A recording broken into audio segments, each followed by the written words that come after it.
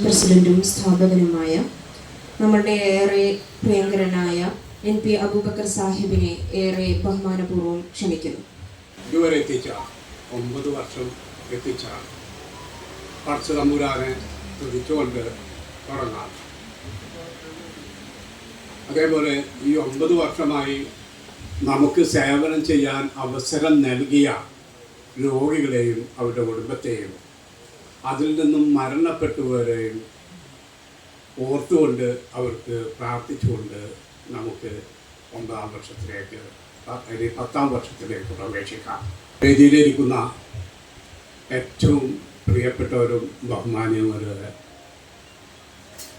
സദസ്സിലിരിക്കുന്ന സുഹൃത്തുക്കളെ, വേണ്ടപ്പെട്ടവരെ, എല്ലാ നാട്ടുകാരെ, എല്ലാവർക്കും നമസ്കാരം. ദൈവത്തിൻ്റെ അനുഗ്രഹവും നാട്ടുകാരുടെ സഹകരണവുമാണ് ഇത്തരമൊരു പ്രസ്ഥാനത്തെ ഇവിടം വരെ എത്തിക്കാൻ കഴിഞ്ഞുവെന്നത്. നേരത്തെ പറഞ്ഞ പോലെ വീട്ടിൽ നിന്നും ആരംഭിക്കുമ്പോൾ സ്വപ്നങ്ങളൊക്കെ ഉണ്ടായിരുന്നു, ഒരുപാട് സ്വപ്നങ്ങളുണ്ടായിരുന്നു.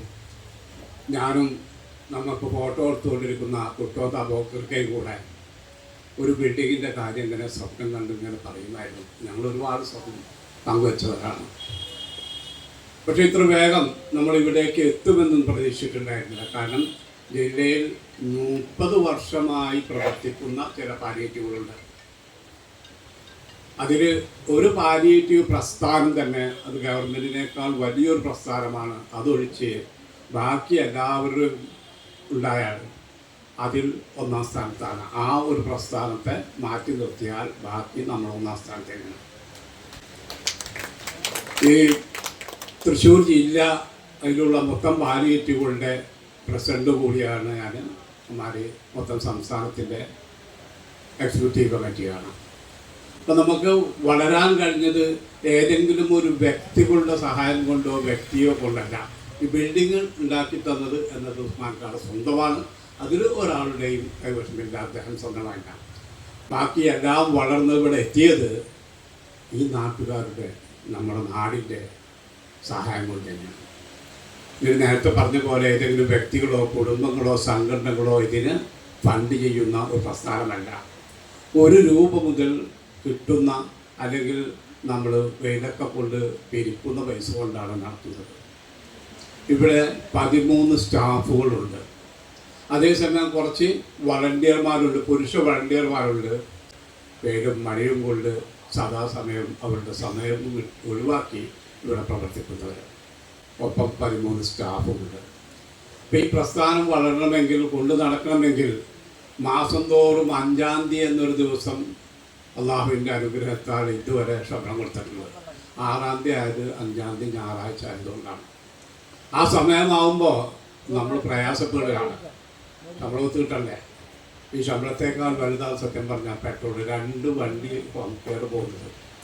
അത് പാടൂര് നിൽക്കുന്ന സമയത്താവും പാരൂരിൽ നിന്ന് വിളി വരിക, ഇവിടെ ഒരു അത്യാവശ്യമില്ല, അവിടെ ഇങ്ങോട്ട് ഓടും. അങ്ങനെ 2 വണ്ടി കിടന്ന് ഓടിക്കൊണ്ടിരിക്കുകയാണ്. അതിന് പെട്രോൾ അടിക്കുക എന്ന് പറയുന്നത് തന്നെ വലിയൊരു ചിലവാണ്. അപ്പോൾ ഈ പ്രസ്ഥാനത്തെ നിലനിർത്താൻ സൗജന്യ സേവനം എന്ന് നമ്മൾ പറയുമ്പോഴും ഇത് സൗജന്യമല്ല. കാരണം സൗജന്യം ലഭിക്കുന്നവർക്ക് വേണ്ടി മറ്റാരോ നൽകിയ പണം കൊണ്ടാണ് ഇവിടെ സൗജന്യം ലഭിച്ചത്. അല്ലാതെ ഇത് സൗജന്യമല്ല. വേറൊരാൾ അദ്ദേഹത്തിന് ആവശ്യമുണ്ടാവട്ടെ, ഉണ്ടാവാതിരിക്കട്ടെ, അദ്ദേഹം കൂടെ തരുന്ന പണം കൊണ്ടാണ് നമുക്കിവിടെ തന്നെ. അങ്ങനെയൊക്കെ എനിക്ക് പറയാനുള്ളത്. നമ്മളിന്ന് OP, ഡേ കെയർ, ഫിസിയോതെറാപ്പി വിപുലീകരിക്കലൊക്കെ നടക്കുകയാണ്. അതായത് നമുക്ക് അഡീഷണലായിട്ട് ഇനിയും നമുക്ക് പൈസ വരികയാണ്. ഇതൊക്കെ സ്റ്റാഫാണ്. അപ്പോൾ ഇനിയും നമ്മുടെ ചിലവ് വർദ്ധിക്കുകയാണ് ചെയ്യുന്നത്.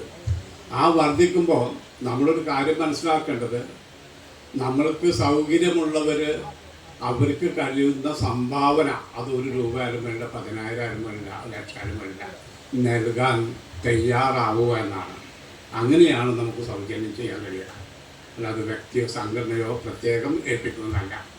അതെല്ലാവരും മനസ്സിലാക്കിക്കൊണ്ട് അവനാൽ കഴിയുന്ന സഹായം അത് ഇവിടെ ഫിസിയോതെറാപ്പിയുടെ OPയുടെ അല്ലെങ്കിൽ ഹോം കെയറിൻ്റെ ആവശ്യമില്ല എങ്കിൽ പോലും അവരാണ് ചെയ്യേണ്ടത്. കാരണം ഈ പാലിയേറ്റീവ് പ്രസ്ഥാനം എനിക്ക് ആവശ്യം വരില്ല അല്ലെങ്കിൽ എൻ്റെ വീട്ടിൽ വരേണ്ടി വരില്ല എന്ന് പറയാൻ ഒരാൾക്കും കഴിയില്ല. കാരണം ഏത് സമയത്താണ് ആർക്കാണ് എപ്പോഴാണ് വരേണ്ടത് എന്നുള്ളത് നമുക്ക് പറയാൻ കഴിയില്ല. അതുകൊണ്ട് നാളേക്ക് വേണ്ടി നമ്മൾ പ്രവർത്തിക്കുന്ന ഏറ്റവും നല്ലതാണ്. എല്ലാവർക്കും ഒരിക്കൽ കൂടെ വന്നു ചേർന്നതിനും നിങ്ങളുടെ സഹകരണത്തിനും നന്ദി പറഞ്ഞുകൊണ്ട് നിർത്തുന്നു. നന്ദി, നമസ്കാരം.